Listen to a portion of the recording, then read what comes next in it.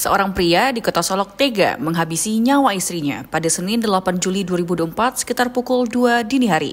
Diketahui sang istri tengah hamil 8 bulan, inisial SPR. Sementara pelaku adalah suami korban dengan inisial R, seorang tukang parkir. Peristiwa naas ini terjadi di kontrakan milik pelaku di Jalan Letnan Jamhur, Kelurahan Aro 4 Korong, Kecamatan Lubuk Sikarah, Kota Solok. Motif pelaku diketahui karena rasa sakit hati dengan kata-kata yang diucapkan oleh sang istri. Menurut keterangan Kasat Reskrim Polres Solok Kota, Ibtu Nanang Saputra, kejadian berawal saat pasangan suami istri ini terlibat cekcok rumah tangga.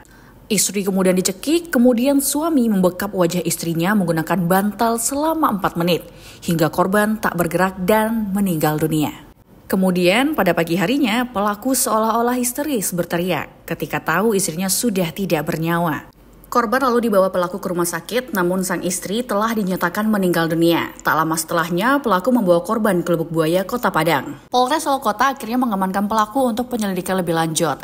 Adapun keluarga korban yang tidak mengetahui kronologi kejadian menemukan adanya beberapa bekas luka kebiru-biruan di bagian leher korban saat jenazah dimandikan pada Kamis 11 Juli 2024. Keluarga korban kemudian melapor ke Polres Solok Kota. Awalnya pelaku tidak mengaku, namun setelah ditunjukkan rekaman luka yang ada di sekitar leher korban, pelaku mengakui perbuatannya. Bahkan pelaku juga mengakui dirinya menyetubuhi istrinya yang sudah terbaring kaku.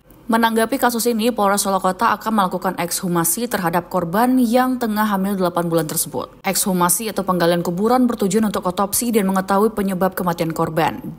Barang bukti yang telah diamankan polisi berupa bantal untuk penyekap korban, 1 helai baju warna pink, 1 helai celana warna hitam, pakaian dalam wanita, 1 celana pendek, dan juga 1 jaket warna hijau. Pada kasus ini, polisi menetapkan seorang tersangka yaitu suami korban dengan inisial R. Korban ditetapkan pasal 338 KUHP dengan maksimal ancaman 15 tahun penjara.